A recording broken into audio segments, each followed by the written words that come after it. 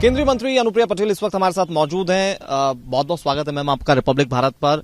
Republic Bharat से exclusive बातचीत में आज योगी आदित्यनाथ ने कहा कि उत्तर प्रदेश जो है वो भारतीय जनता पार्टी के लिए सुरक्षित राज्य है। कैसे देखें?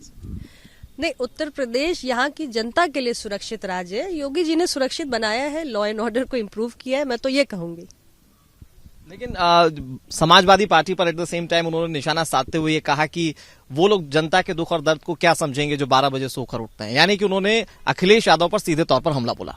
देखिए, मैं किसी के व्यक्तिगत आदतों के बारे में ना तो दिलचस्पी रखती हूँ, ना मुझे कोई जानकारी है और ना मैं इस पे कोई टिप्पणी करना चाहती हूँ। लेकिन अखिलेश यादव की राजनीति को आप कैसे देखती हैं बतौर केंद्रीय मंत्री?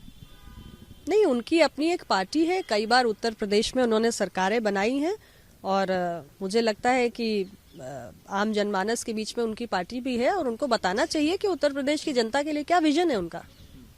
मुख्यमंत्री योगी आदित्यनाथ ने कांग्रेस पर भी करारा हमला बोला। उन्होंने बोला कि वो मुख्यमंत्री का चेहरा क्या डिसाइड करेंगे, उन्हें तो अपनी राजनीति के बारे में खुद नहीं पता। जबकि प्रियंका गांधी कह रही थी कि आपको कोई और चेहरा नजर आता है क्या मेरे अलावा?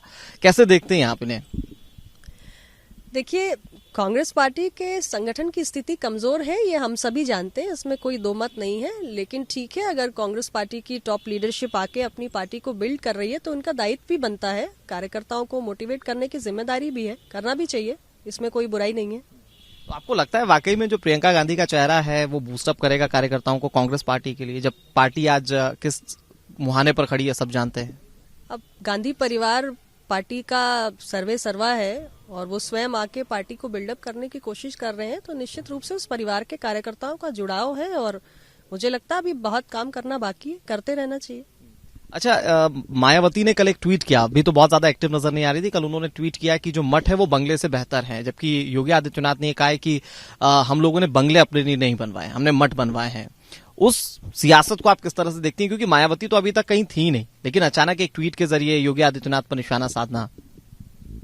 देखिए, उनकी पार्टी को भी चुनाव लड़ना है, तो अब चुनाव के वक्त में भी अगर आप नजर नहीं आएंगे तो पार्टी काडर का क्या होगा? तो मुझे लगता है कि काडर को मोटिवेट करने की दृष्टि से उन्होंने इस वक्त सामने आने का फैसला किया है।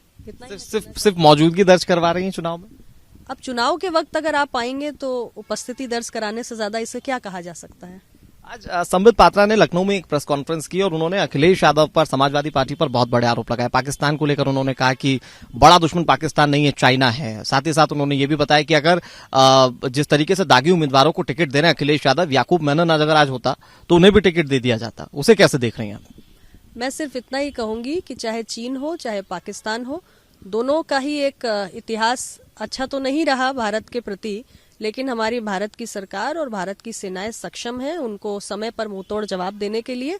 और हमें अपने ऐसे ट्रबलसम पड़ोसियों की तारीफ करने की बजाय उत्तर प्रदेश की जनता के लिए हम क्या करना चाहते हैं, उनके लिए हमारे पास ऑफर करने को हमारी थाली में क्या है, इसकी बात करनी चाहिए। इस समय उसकी ज्यादा आवश्यकता है। लेकिन अखिलेश यादव कभी जिन्ना का सपोर्ट करते हैं, कभी पाकिस्तानी को छोटा दुश्मन बता देते हैं, तो ये उनकी राजनीति क्या उनके पॉलिटिक्स का एक हिस्सा है? अब देखिए, उत्तर प्रदेश में चुनाव हो रहा है, आप कभी जिन्ना का ग्लोरिफिकेशन कर रहे हैं, कभी आपको पाकिस्तान के प्रति प्रेम उमड़ रहा है, तो मेरी तो उनको यही सलाह है कि उत्तर प्रदेश की जनता के विकास की, हित की, उनको आगे ले जाने की बात करिए। इस समय उन्हीं मुद्दों की आवश्यकता है। एक आखिरी सवाल और मैम, क्योंकि दागी उम्मीदवारों को लेकर संबित पात्रा ने जबरदस्त तरीके से हमला बोला। उन्होंने कहा कि याकूब मेनन अगर आज होता तो उसे भी टिकट दे दिया जाता। ऐसा लगता है समाजवादी पार्टी की राजनीति इसी तरह की है? कि मैं इस पर कोई टिप्पणी करना नहीं चाहती। वो जिसको भी फील्ड करेंगे उनकी पार्टी तय करेगी और उत्तर प्रदेश का आम मतदाता तय करेगा उसे वोट देना है या नहीं देना है। लेकिन दागी उम्मीदवारों को टिकट देने की एक प्रथा तो चल रही है। नहीं, ये गलत प्रथा है और मैं सिर्फ अपनी पार्टी की जिम्मेदारी ले सकती हूँ। मेरी पार्टी साफ सुथरी छवि वाले कैंडिडेट्स को उतारती आई है, आगे भी उतारेगी। एक आखिरी सवाल जो आपसे सब पूछ रहे हैं, कितने कैंडिडेट्स आपके चुनावी मैदान में? बहुत जल्द बताएंगे, बातचीत अंतिम दौर पे है, बहुत जल्दी बताएंगे। सब कुछ फिक्स हो गया? बहुत कुछ फिक्स हो गया है, थोड़ा बहुत बाकी है। ये हमारे साथ अनुप्रिया पटेल थी जिन्होंने बताया कि चुनाव को लेकर उनकी रणनीति क्या है, साथ ही साथ विपक्ष जिस तरीके की राजनीति या सियासत कर रहा है उस पर भी उन्होंने अपनी बातों को रखा। कैमरा पर्सन सतीश के साथ अनुराग सिंह, रिपब्लिक भारत, लखनऊ।